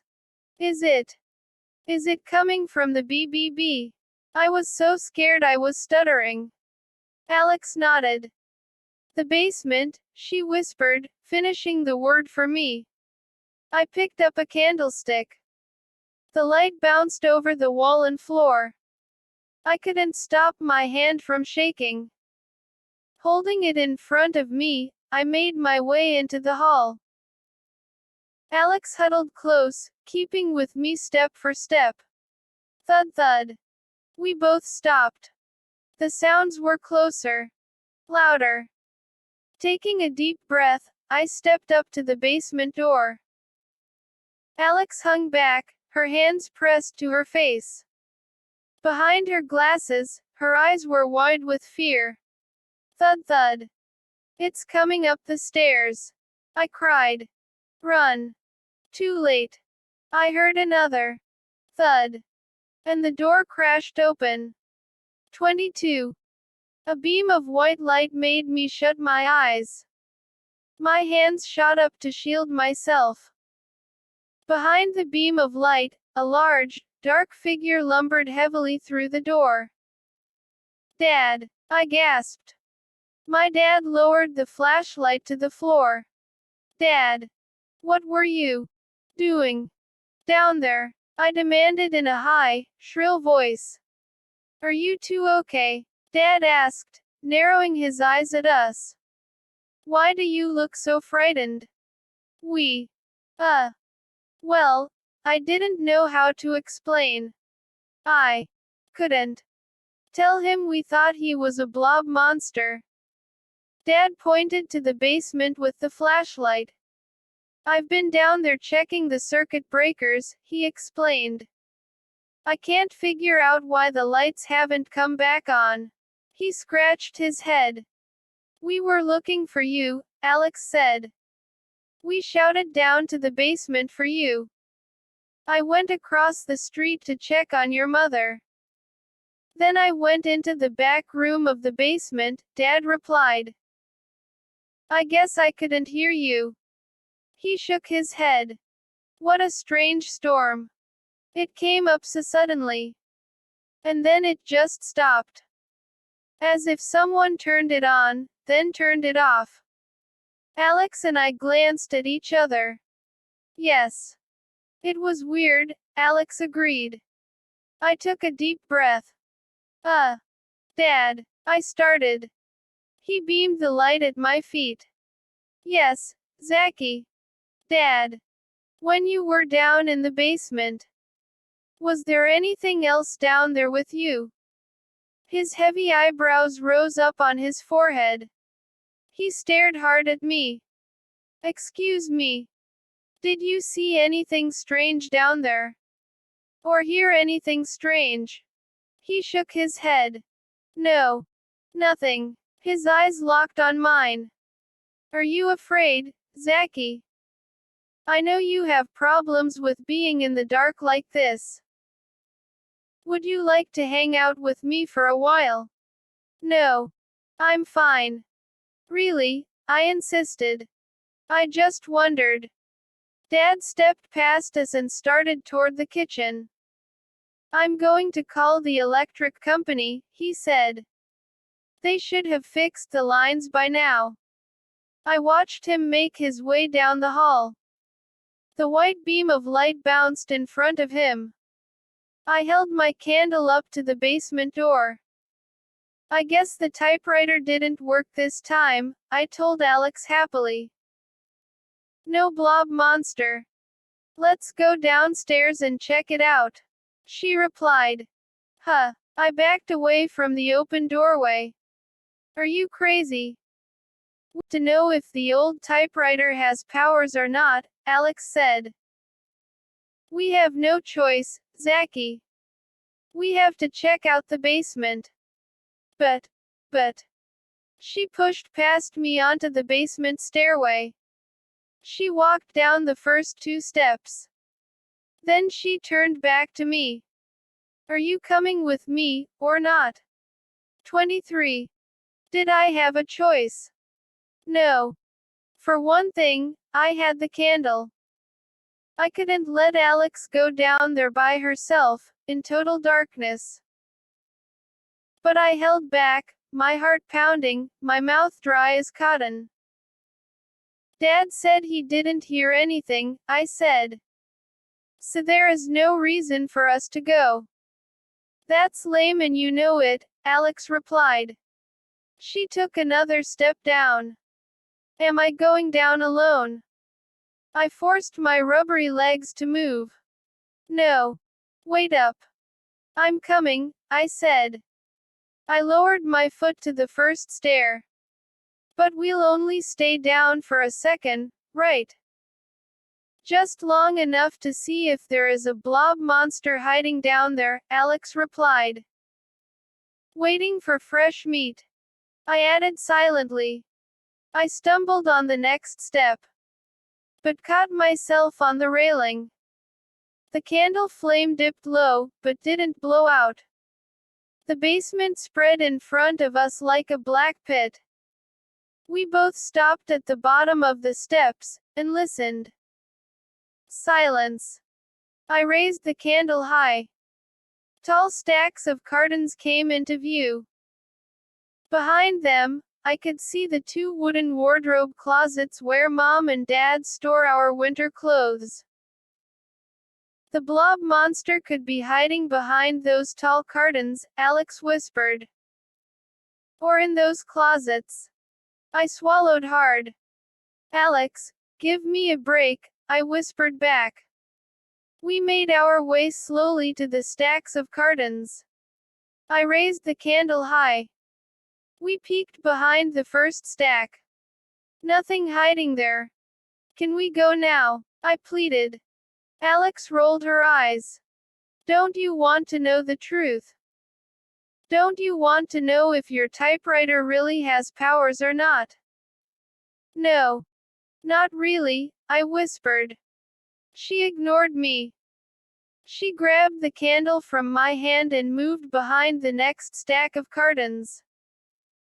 Hey, give that back, I cried. You're too slow, she snapped. Keep close behind me. You'll be okay. I'm not okay, I insisted. I want to go back upstairs. Alex moved quickly between the stacks of cartons. I had to hurry to keep up. I never liked the basement. In fact, I was afraid of the basement even in the daytime. I knew there really wasn't anything to be afraid of. But sometimes, telling yourself that doesn't do any good at all. Alex, I whispered. Can we? I stopped when I heard the sound. A soft slapping, from somewhere against the wall. Slap. Slap. Slap. Ellipsis. Slap. Steady as a heartbeat. Alex had moved away from me. I saw her walking quickly toward the laundry room. Alex. I hurtled across the room to her, so fast, I bumped into her. Hey, watch it, she exclaimed. Alex, it's down here. I shrieked. It's here. It's really here. Listen. Do you hear it? 24. We both froze. The steady, rhythmic sound rose up from the far wall. Slap. Slap. Slap. Slap. Do you hear it? I whispered. Alex nodded. Her mouth had dropped open in shock. She gripped the candlestick in both hands. Slap. Slap. What are we going to do? I whispered. It's waiting for fresh meat, Alex murmured. I know. I know, I groaned. You don't have to say it. I pulled her arm. Come on. We have to tell Dad. I gazed through the darkness to the stairway. The steps seemed a million miles away. We'll never make it, I choked out. We have to run past the blob monster to reach the stairs. Slap. Slap. What's our choice? Alex shot back. Pick one, Zachy. Choice 1. We stay here. Choice 2. We don't stay here. She was right, of course. We had to make a run for it. Maybe if we ran fast enough, we'd take it by surprise. Maybe the blob monster was too big to run fast. Slap. Slap. Slap. Slap. Let's go, Alex urged. I'll go first since I have the light. Can we run side by side? I asked softly. She nodded. Without another word, we took off. 25. Our shoes thudded over the concrete basement floor. I struggled to keep at Alex's side. My legs felt so heavy, as if I were running uphill. Woo-ah! I cried out when the lights flashed on. Startled, we both stopped running. I blinked hard, waiting for my eyes to adjust to the bright ceiling light. Slap. Slap.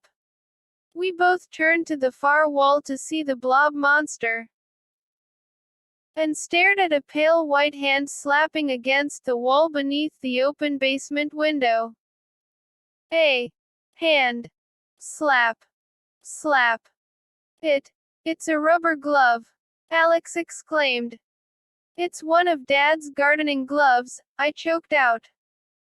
Dad usually leaves his heavy gardening gloves on that window ledge. One of the gloves was hanging from a nail, and the wind kept slapping it against the wall. Alex laughed first. Then I joined in. It felt good to laugh. And it felt especially good to know that no blob monster was hiding in the basement. What a relief. Alex and I climbed happily up the stairs. Then she made her way to the front door. Thanks for the awesome entertainment, she teased. It was better than a movie. See you tomorrow. She started out the door, then turned back. We definitely got a little crazy tonight, Zachy. I mean, about that old typewriter. Yeah. I guess, I admitted. It doesn't have any special powers. It didn't make a blob monster appear in the basement. And all the lights came back on without me having to type that they came on. The typewriter didn't cause anything to happen tonight. It was all coincidence, Alex said. Ooh. Big word, I teased. She slammed the door behind her. Are you doing anything, Zachy? Mom asked. Not really. It was Saturday afternoon, and I was just hanging out. I had a ton of homework to do. So I was lying on the couch, staring up at the ceiling, thinking up excuses not to do it. Can you run to the store for me? Mom asked. The Enderbys are coming for dinner, and I need a few things. She held up a slip of paper. It's a short list. No problem, I said, climbing up from the couch. Maybe I can add a few items to the list, I thought, taking it from her hand. Like maybe a few candy bars. Or a box of Pop-Tarts. I love to eat Pop-Tarts raw. Ride your bike, okay? Mom asked. I'm kind of in a hurry. Come straight back, okay? No problem, I repeated. I tucked the list into the back pocket of my jeans and headed to the garage to get my bike. The afternoon sun poured down. The air felt hot and dry. More like summer than spring. I jumped onto my bike and pedaled down the driveway standing up. I turned toward town and sat down, pedaling fast, riding no hands. A few minutes later, I leaned my bike against the brick wall of Jack's. Jack's is mainly a meat market, but they sell fruits, and vegetables, and other groceries too. The bell over the glass door clanged as I stepped inside. Mrs. Jack was at her usual spot, leaning her elbows on the counter beside the cash register. Mrs. Jack is a big, platinum-haired woman with about a dozen chins. She wears bright red lipstick and long, dangling earrings. She is really nice to everyone, except kids. She hates kids. I guess she thinks we only come into her store to steal. When a kid comes in, she follows him up and down the aisles and never takes her eyes off him. I closed the door behind me and reached into my back pocket for my shopping list. Mrs. Jack had the newspaper spread out in front of her on the counter. She raised her eyes slowly and made a disgusted face at me. Help you, she muttered. I waved the list. Just buying a few things for my mom. She grabbed the list out of my hand and squinted at it. Then she handed it back with a grunt. Tuna is in the back and the bottom, she said. Thanks. I picked up a shopping basket and hurried to the back of the store. A big air conditioner rattled against the wall. A fan in front of it blew cold air down the narrow aisle. I found the tuna quickly and dropped 2 cans into my basket. The long, white display counter of the meat department stretched in front of me. Behind the glass, cuts of red meat were lined up in perfect rows. Beside the counter, an enormous side of beef hung from the ceiling. That is really gross, I thought. It looked like an entire cow, stripped of its hide, hanging upside down. Yuck. I started to turn away from it, when the dead cow moved. It swung to the right, then swung back. I stared in surprise. The cow swung further, to the right, then back. I watched it swinging on its rope, swinging heavily from side to side. And then I heard a harsh, whispered voice. Fresh meat. Fresh meat. 26. Oh. A low moan escaped my throat as I gaped at the side of beef, swinging so slowly, back and forth, back and forth. Fresh meat. Came the raspy whisper again. Fresh meat. No, I blurted out. I dropped my shopping basket and started to step back. I let out another cry as Adam stood up and stepped out from behind the meat counter. He had a gleeful grin on his face. Fresh meat, he whispered, and burst out laughing. Annie and Emmy climbed out from behind the counter, giggling and shaking their heads. Awesome, Annie exclaimed. Zachy, you're bright red. Her sister laughed. My face burned as hot as the sun. I felt so embarrassed. How could I fall for such a dumb joke? Now, I knew, they would tell everyone in school that I freaked out over a side of beef. What are you doing here? I shrieked. We saw you and your bike, Adam replied. We followed you into the store. Didn't you see us? We were right behind you. AAAAGH. I let out a furious cry and balled my hands into fists. What's going on back there, Mrs. Jack's harsh voice rattled the shelves. What are you kids doing? Nothing, I called. I found the tuna. I turned back to Adam and the twins. Give me a break, I muttered. For some reason, that struck them funny. They giggled and slapped one another high fives. Then Adam stuck out both arms. He held them stiffly in front of him, like a sleepwalker, and began marching stiff-legged across the aisle toward me. You're controlling me, Zachy, he declared in a machine-like voice. I'm in your power. He staggered toward me like some kind of zombie. Your typewriter controls me, Zachy. Your typewriter has the power. I am your slave.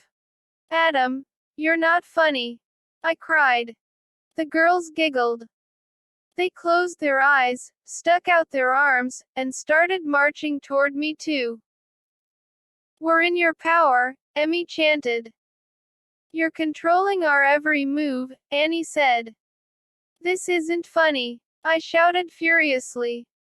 Get lost, you guys. You. I turned and saw Mrs.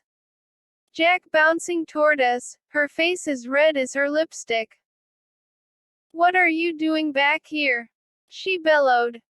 This isn't a clubhouse. Adam and the girls instantly lowered their sleepwalker arms. Annie and Emmy backed up against the meat counter.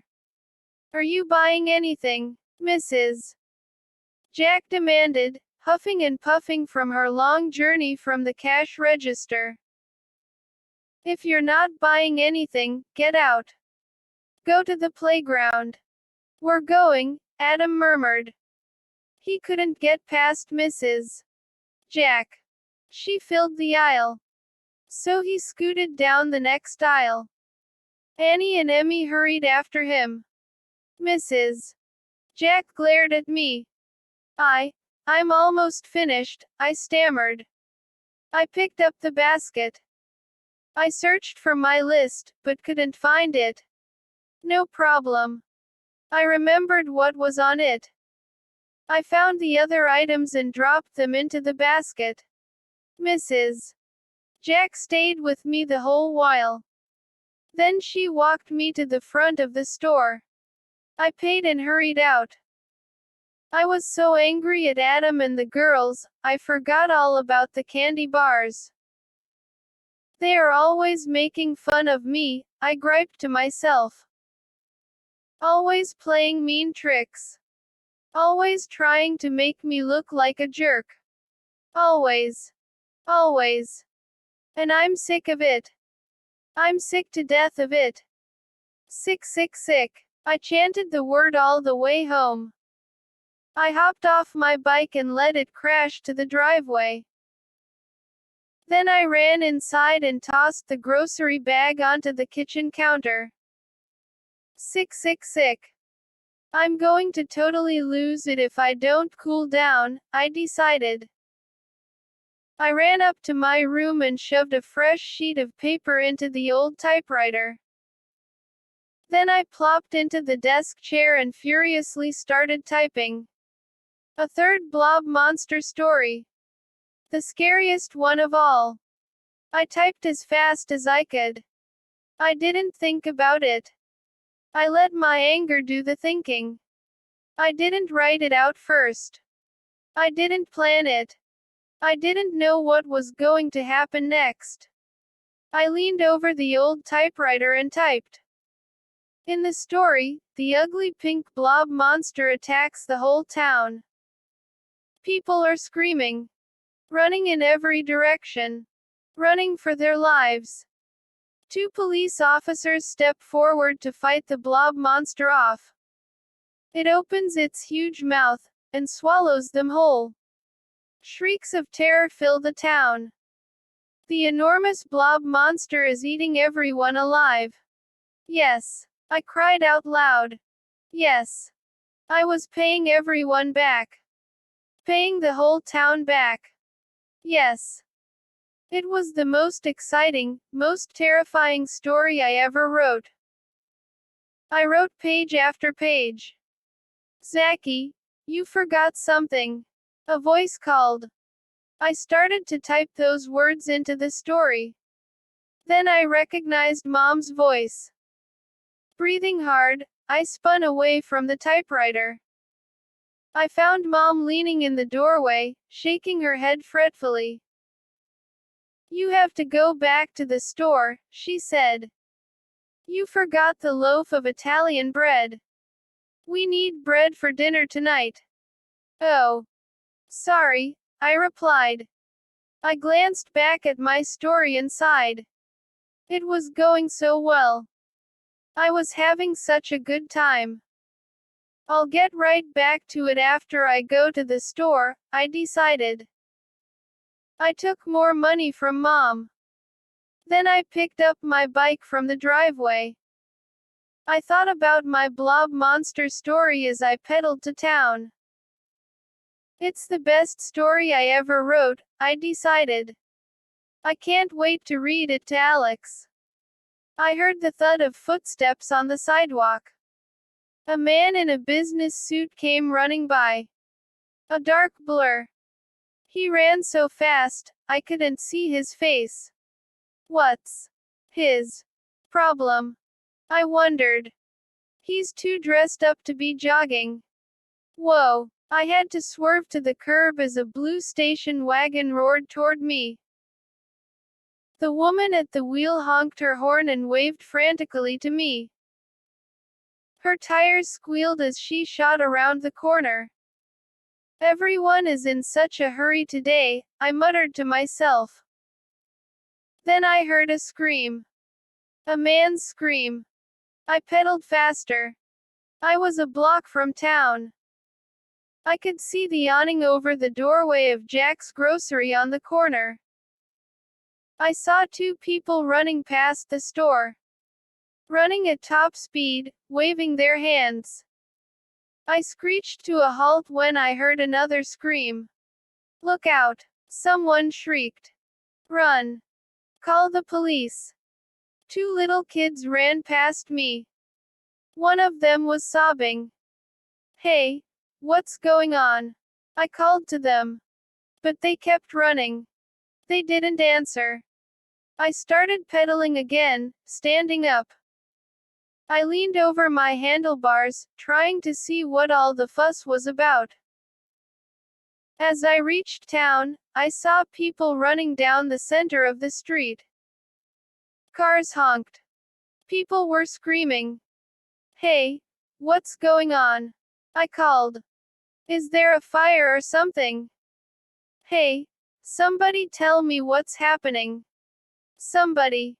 And then I saw what was happening. And I opened my mouth in a shrill scream of horror, and fell off my bike. 27. Ow. I landed hard in my right side. The bike slammed on top of me. The handlebar jabbed me in the neck. A man ran past. Get away, kid, he shouted. Hurry. Get away. I shoved the bike off me and climbed to my feet. My heart pounding in my chest, I brushed myself off and gaped at the enormous, pink blob monster throbbing on the next corner. Oh, a horrified moan escaped my throat. It looks just as I described it in my story. I realized. Like a huge, slimy human heart. Pink and wet. With tiny black eyes. And purple veins knotted on top of its head. And a mouth cut into its belly. Throbbing. Throbbing. It's my monster, I cried. Two little girls frowned at me as their mother tugged them away. I recognized her. Mrs. Willow, who lives across the street. Zachy, run, she cried, pulling each girl by a hand. It's a horrible monster. I know, I murmured. She pulled her daughters across the street. But I didn't follow them. I took a deep breath and made my way slowly down the street toward the throbbing blob monster. I wrote this. I realized. Just before I came to town, I typed this scene. I wrote that the blob monster attacked the town.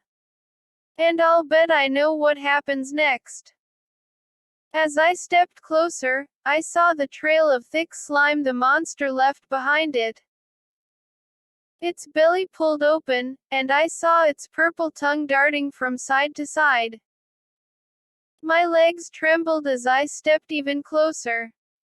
People screamed and ran. Cars and vans roared past, horns honking. Everyone was running, desperate to escape. But I couldn't leave. I couldn't take my eyes off it. I made you. I thought. Horrified and curious and amazed, all at the same time. I created you. I wrote this story. The blob monster stared back at me through its tiny, black eyes. Did it know who I was? Did it know that I created it? As I stared in amazement, its mouth opened wider. It made sick, sucking sounds, and the purple tongue scraped the sides of its mouth. Thick, yellow drool poured out of the open mouth. And the blob monster bounced forward. Its purple tongue leapt out at me. Hey, I cried out. I struggled to back away. The hot, sticky tongue wrapped around my leg. Started to pull me toward the slimy, open mouth. Let go. I tugged on the tongue as hard as I could. Help me. Two dark uniformed police officers leapt in front of me. They had their nightsticks raised. With angry cries, they both began pounding the throbbing creature. Pound. Pound. Pound. The nightsticks made a soft plopping sound with each hit. The blob monster uttered a sickening gurgle. And its tongue slid off my leg. Run! One of the officers screamed. Get going! My legs were shaking so hard, I nearly fell. I could still feel the slimy, hot tongue on my leg. I stumbled back. And gaped in horror as the blob monster pulled open its mouth. The fat purple tongue swung around both police officers. They beat it with their sticks. They shoved it. They tried to wrestle free. But the tongue tightened around them, and pulled them into the huge, open mouth in the creature's belly. Pulled them both inside. And then the mouth slammed shut with a disgusting splat. No. No, I wailed. I wanted to pound my fists against the monster. Pound it until it melted to the ground. It's all my fault, I screamed. I wrote that scene with the policeman. It was all in the story I had just typed. I wrote that the blob monster ate them both. And now it had come true. My frightening story had come true. Every scene of it. The blob monster uttered disgusting gulping sounds as it digested its human meal. Its tiny black eyes locked on mine as it gulped. What happens next? What happens next in my story? I asked myself. Trembling all over, my heart pounding, I struggled to think. What happens next? And then, with a shudder, I remembered what I had written. The blob monster follows me home. 28. The blob monster made a final gulp. Then it opened its mouth in a disgusting, gassy burp. Sickened by the sour odor, I staggered back. I've got to think of something, I told myself. I've got to stop this monster. Or it will eat me next. The blob monster began to slide forward, plopping wetly on the sidewalk as it moved. I knew I couldn't stand there another second. I spun away and forced my rubbery legs to run. I picked up my bike off the street and jumped on. I began pedaling before I had my balance, and nearly crashed into a brick wall. I struggled frantically to turn myself around, to calm down enough to ride. Finally, I pedaled away, groaning with each thrust of my foot. I sped out of town. Halfway down the next block, I glanced back. Yes. Just as I had written. The blob monster was following me. Bouncing rapidly over the pavement. The purple veins on top of its head bouncing with it. Behind it, a trail of slime thickened on the street. It's so fast. I realized. It's keeping up with me.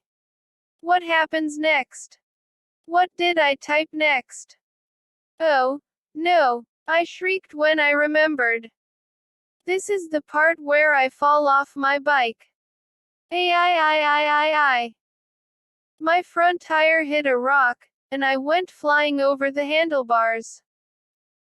Once again, I hit the pavement hard. Once again, I shoved my bike off me and jumped to my feet. I turned to see the blob monster catching up.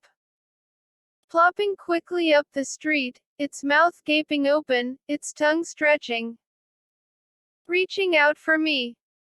I spun away, and ran into Alex and Adam. Run. Don't just stand there, I screeched. It's catching up. Zachy, are you okay? Alex asked. No time for questions, I gasped, shoving them both. Run. The blob monster is real. I wrote it, and now it's doing everything I wrote. Adam laughed. He turned to the blob monster. Do you think I'm stupid, Zachy? This is a joke, right? What is that? Some kind of a balloon. Adam. Don't, I cried. I grabbed for him. And missed. He went running up to the blob monster. Yeah. It's some kind of big balloon. Adam repeated, grinning. The monster's purple tongue slid quickly around Adam's waist. It pulled Adam easily into the open mouth. And then the blob monster swallowed him with a sickening gulp. Alex and I both screamed. Alex turned to me. Did you write that? She demanded in a trembling voice. I nodded. Yes. It's in my story, I confessed. Alex grabbed my shoulder. Well, what happens next? Tell me. What comes next? I don't know, I stammered. That's where I stopped writing. 29. Alex and I never ran so fast in our lives.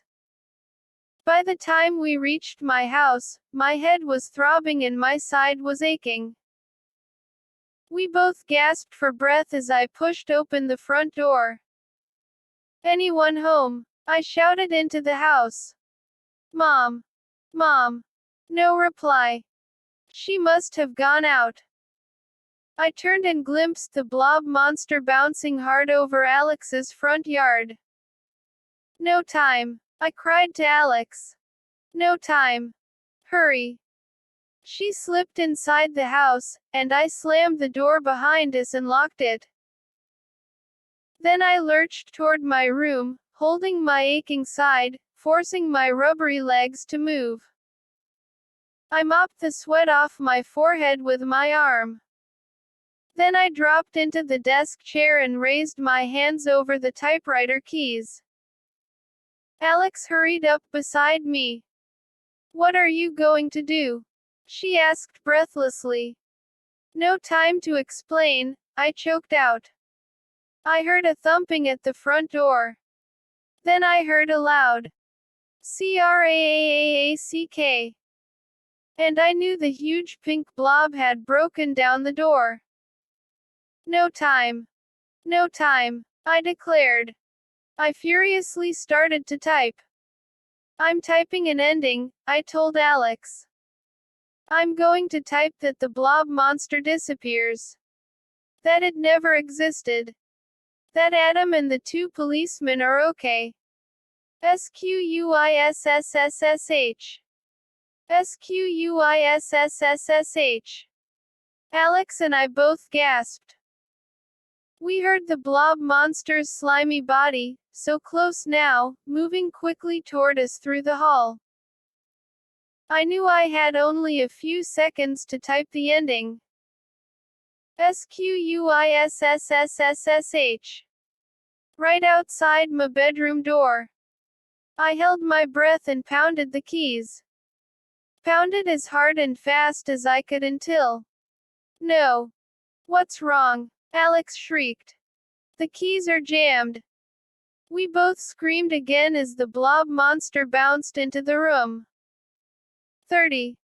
The blob monster's body heaved up and down. The creature panted, its entire body bouncing. White slime puddled on the floor around it. The slash of a mouth in the belly opened and closed, opened and closed. The purple tongue licked the mouth as the monster's eyes narrowed on me. Alex gasped and backed up against the wall. Zachy, type the ending. She screamed breathlessly. Make that thing disappear. I can't. Exclamation mark quote. I cried. I frantically pulled at the keys. They're jammed.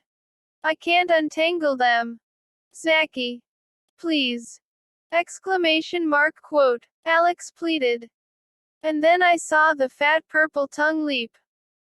It rolled out of the blob monster's open belly like a garden hose.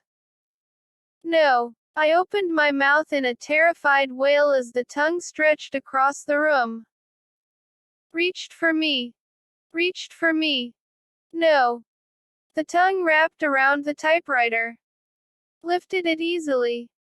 I grabbed for it with both hands. And missed. My hands slid across the tongue. So hot.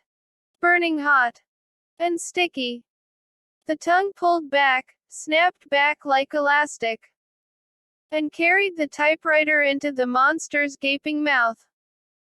As I stared in horror, the blob monster swallowed the typewriter with a single gulp. I leapt up from the desk chair and stepped up beside Alex. We pressed our backs against the wall and watched helplessly as the blob monster throbbed and heaved. Digesting the typewriter. We're doomed, Alex murmured. The typewriter, it's gone. Now there is no way you can destroy the monster. Wait, I cried. I have an idea. 31. I dove back to the desk. I searched the desktop. What are you doing? Question mark quote, Alex cried. The blob monster let out sick gurgling sounds as it digested the typewriter. Its body heaved up and down in the puddle of slime it had left on the rug. The pen, I told Alex. The pen. I pulled open the desk drawer and saw the old pen in front. I grabbed it and slammed the drawer shut. I held it up to show Alex. The old pen the woman gave me. Maybe it has the same powers as the typewriter. Maybe I can write an ending with the pen, and make the blob monster disappear. Hurry, Alex warned. The blob monster had stopped its gurgling. The purple tongue came darting out again. I grabbed a sheet of paper and leaned over the desk.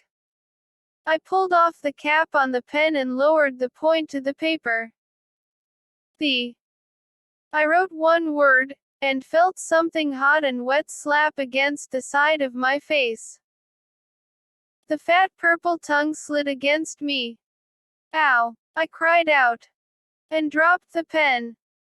My hand shot up to my cheek, and I felt hot, sticky slime. My stomach heaved. The tongue curled around the old pen. And carried it to the blob monster's mouth. No! Alex and I shrieked together. The creature sucked the pen into its open belly, and began its digesting gurgles. Now what? Alex asked in a whisper. What can we do? It's going to eat us next. I jumped to my feet. The desk chair toppled over. I stepped away from it, my eyes on the doorway. Make a run for it, I cried. Alex held back. We can't, she sighed. That thing, it's blocking the way. We'll never get past it. She was right. The blob monster would stick out its tongue and pull us easily into its drooling mouth. Try the window, I cried desperately. We both turned to the window. No way. It was bolted shut because of the air conditioner. Doomed, Alex whispered. Doomed. We both turned back to the throbbing, pink monster. And then I had one more idea. Alex, remember when Adam typed something on my story? And it didn't come true. She nodded, keeping her eyes on the gurgling blob monster. Yes, I remember. But so what? Well, I continued, maybe that's because it's me that has the power. Maybe the power isn't in the typewriter or the pen. Maybe I got the power that night in that antique shop when I was zapped by that electrical shock. Alex swallowed hard. Maybe. Maybe it's been in me the whole time, I cried excitedly. All I have to do is think what I want to happen, and it will come true. I don't have to type it or write it. I just have to think it. Maybe, Alex repeated. She started to say something else. But the blob suddenly bounced forward, squishing over the rug. And its tongue rolled out toward us. Oh! Alex backed up against the wall. The fat tongue licked her arm. It left a thick smear of sticky drool on her skin. Think fast, Zachy, Alex cried. The tongue curled and started to wrap itself around Alex. Make it disappear, Alex pleaded. Think. Think it away. I froze in horror as the fat tongue wrapped around Alex. It lifted her off the floor. Screaming, she thrashed her arms and kicked. Squirming frantically, she wrapped her hands around the sticky tongue, and shoved with all her strength. But the disgusting tongue squeezed tighter, held her in its slimy grip. I shut my eyes. Think. I instructed myself. Think. Hard. Think. That the blob monster is gone. Gone. Gone. Gone. I held my breath. And thought with all my might. Would it work? 32. The monster is gone. That's what I thought. The monster is gone. Gone. Gone. I silently chanted the word, over and over. Then I opened my eyes. And the blob monster was gone. Alex stood in the center of the floor, a dazed expression on her face. It worked, she choked out. I do have the power. I realized. I closed my eyes again and started to think. Adam is back. I thought. Adam is back.